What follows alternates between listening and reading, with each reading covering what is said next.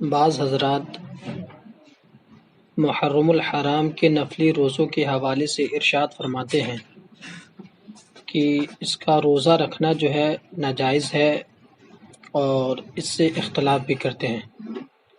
جبکہ حدیث نبوی ہے اللہ کے حبیب صلی اللہ علیہ وسلم ارشاد فرماتے ہیں کہ جو بھی بندہ جمعرات، جمعہ، سنیچر کا روزہ رکھتا ہے تو اللہ تبارک و تعالی اس کے نام اعمال میں 9 سال کی عبادتوں کے برابر ثواب لکھ دیتا ہے۔ اور ایک اور حدیث پاک میں اللہ کے حبیب صلی اللہ علیہ وسلم ارشاد فرماتے ہیں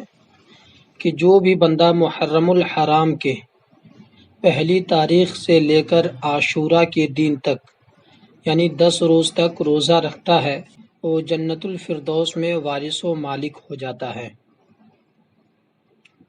اور اللہ کے حبیب صلی اللہ علیہ وسلم یہ بھی فرماتے ہیں کہ اگر کوئی بندہ اس مہینے میں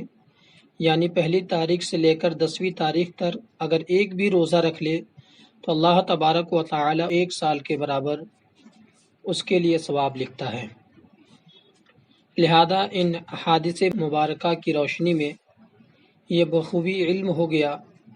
کہ محرم الحرام کا روزہ رکھنا جزائے خیر ہے اور ثواب کا کام ہے۔